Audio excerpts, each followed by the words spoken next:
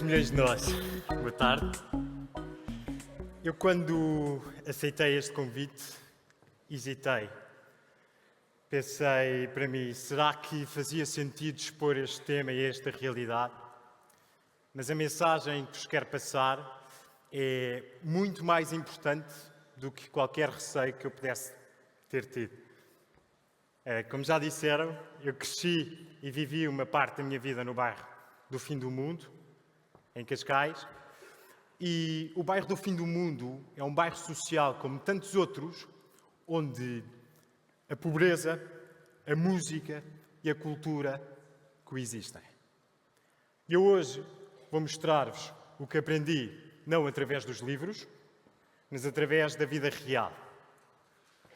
E uma vez que estou a transmitir esta mensagem, acho que me cabe a mim dar-vos os detalhes todos, creio que seja justo. Vamos recuar um bocadinho no tempo. As crianças no bairro viviam sem preocupações. Chegavam à bola, às escondidas, à apanhada. Mas a realidade batia à porta muito cedo. Vi crianças e famílias sem água e luz em casa. As velas estavam sempre prontas para serem acesas quando não era possível pagar a fatura da luz. Vi vizinhos com grandes baldes a irem bater à porta de outros vizinhos para pedirem água, porque não era possível pagar a fatura da água. Drogas, toxicodependentes, vi no seu estado mais deplorável a irem buscar as suas doses diárias. Os frigoríficos praticamente vazios. Mas havia um dia sagrado. Havia um dia em que, principalmente as mães, faziam fila no banco alimentar. E podiam levar para casa bolachas que jamais poderiam comprar nos supermercados. Tiros, ouvi. Guerras entre bairros rivais, presenciei. Lembro-me, inclusive, de um dia em que o bairro rival, na altura, entrou para dentro do Fim do Mundo, armado. Corremos todos para dentro dos prédios, com medo. E sabem, nós hoje vivemos a cultura dos vídeos de 1 minuto nas redes sociais e por vezes esquecemos-nos das crianças que veem o filme do início ao fim. E garanto-vos, esse fim por vezes não é bonito. No bairro, na minha altura, não era incomum ouvir dizer que alguém tinha sido preso. Das janelas era possível ver as rusgas, pessoas a serem algemadas e a entrarem para os carros da polícia. O som do choro das famílias ecoava sempre que alguém ia preso. Isto foi o que vi quando lá vivi. Mas sabem, nem tudo é mau. O bairro também tem coisas positivas. Sabem que as festas, pelo menos no meu bairro, ao ouvir ritmos africanos e as tias a dançarem, e malta que vinha de outro bairro e entravam para dentro do Fim do Mundo e os meus pais diziam-me: este é o teu tio, aquele é a tua tia. É lindo, fantástico, não tinha preço. As festas dos ciganos duravam 3 dias e durante 3 dias o bairro estava em festa. Eu hoje confesso que não sei bem o ritmo das palmas, mas se ouvir algumas músicas ainda achei de cor. O bairro dá-nos uma carapaça muito forte. Existe uma gozação, também ela forte, principalmente dos mais velhos para com os mais novos. Mas isso traz-nos 2 coisas muito importantes. A primeira, dizer exatamente o que pensamos. E a segunda, carregar um lema de quem vem desta realidade, que é: se aguentas no bairro, aguentas em qualquer outro sítio. E eu acho que aprendi esta. O bairro também nos dá, na minha altura, quando perguntava às vizinhas: então, vizinho, como é que está? As respostas não eram iguais às que eu ouvia cá fora. Vai-se andando. Não. As pessoas falavam e diziam exatamente os problemas da vida, os dissabores, as felicidades, as alegrias e as conquistas. Nós conhecíamos os vizinhos. Eu hoje vivo num sítio completamente diferente e não conheço metade dos meus vizinhos. Dá que pensar. Sabem, a caracterização que fiz do meu bairro podia ser transversal a qualquer outra parte do país. Certo que tenho pessoas desse lado a concordarem comigo e que me vão dizer que a pobreza não é exclusiva dos bairros sociais. A droga não é exclusiva dos bairros sociais. Não é. Uma criança que nasce em qualquer outro sítio e que carrega essa bagagem e que não venha de um bairro social, também trará com ela uma bagagem forte. Mas para mim, eu acho que já vos mostrei o positivo e o negativo de ter lá crescido. Talvez não trocava.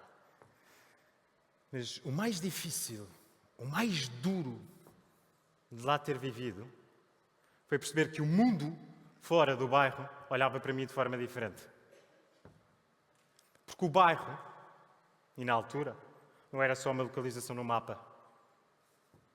Era um rótulo que trazia baixas expectativas, olhares desconfiados e poucas oportunidades. E as pessoas que mais falavam sobre o meu bairro, na altura, não viviam lá. Justificavam as percepções que tinham com histórias mais ou menos verdadeiras, que aumentavam o rótulo de pessoas que lá viviam. Isto foi o mais duro e o mais difícil de ter lá vivido.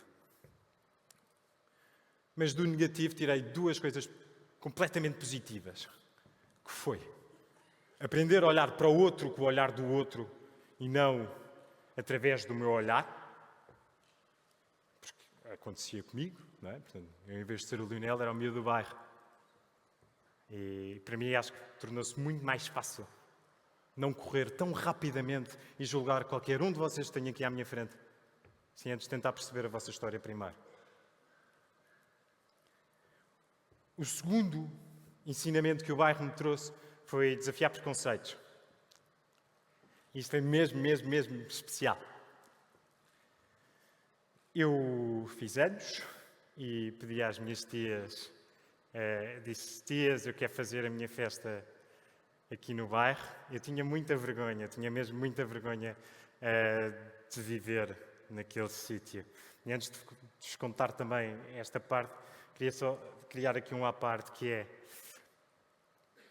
eu não dizia que vinha dali.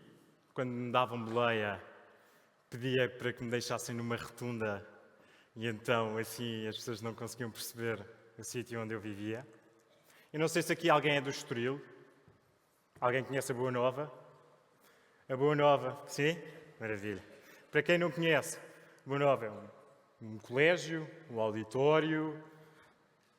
Falta-me... E mais alguma coisa. Como?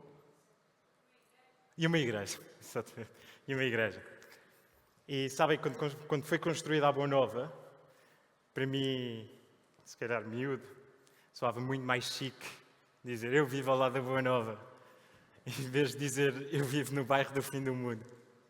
Se calhar um bocadinho ingênuo da minha parte. Mas foi assim. Mas deu-se uma fase da minha vida, se calhar deixo-vos para outra história, em que... Tudo bem, não interessa ao sítio onde eu vivo. Pedi às minhas tias que fizessem cachupa, que é um prato cabo-verdiano que eu adoro. É o meu prato africano preferido. E disse que queria convidar os meus amigos para dentro do bairro. Resposta das minhas tias: tu, português africano, vais fazer aqui uma festa? Eu, sim. E se as tias puderem fazer cachupa, eu gostava muito.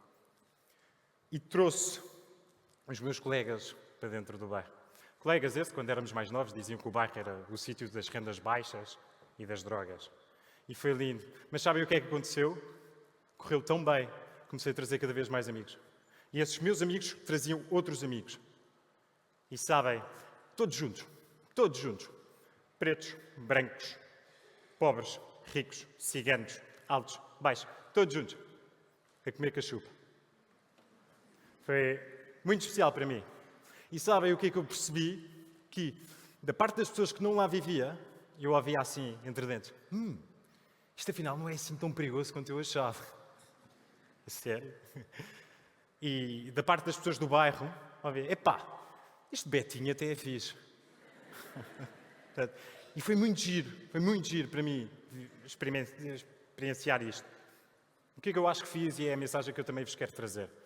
Tentei desafiar preconceitos. Número 1, o preconceito do sítio onde vivia e onde vivi durante muito tempo.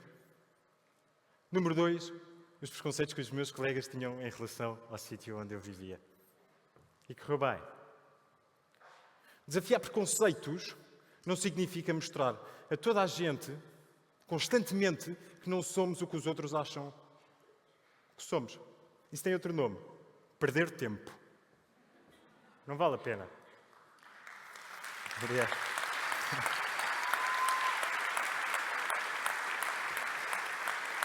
Desafiar preconceitos é percebermos a nossa realidade, como é que lidamos com o positivo, como é que lidamos com o negativo, não impondo a realidade do outro, esta parte é mais difícil, e tentar perceber o lado do outro. E lá está, tentar.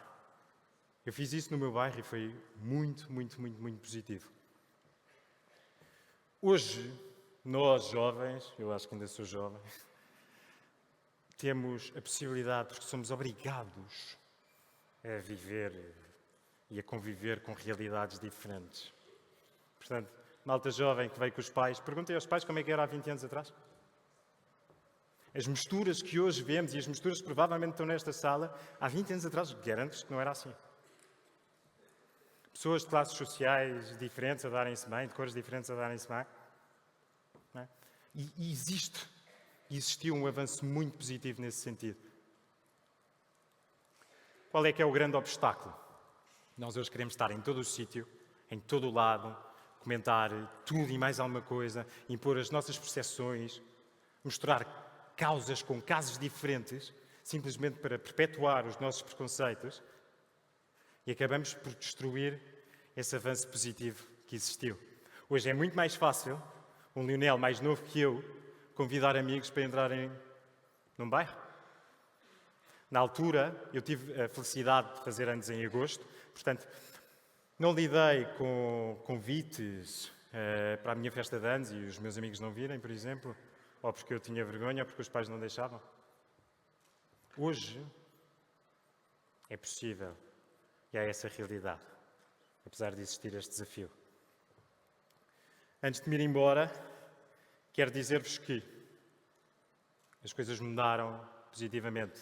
Pelo menos no bairro do fim do mundo, ainda há desafios, mas as crianças não estão tão expostas a muitas das coisas que eu vi. Não estão tão expostas à realidade que presenciei e vi famílias a viver. Cabe-nos a nós, cabe a cada um de vocês, garantir que essa mudança continua a ser positiva. Percebendo-nos a nós mesmos como lidar com os preconceitos, tentar desafiar os dos outros, sem perder muito tempo, é importante, mas principalmente o desafio que vos lanço hoje é: o que é que cada um de vós, o que é que todos nós em conjunto poderemos fazer para fazer com que esta mudança continue a ser positiva? E é esta a mensagem que vos quero passar. Muito obrigado.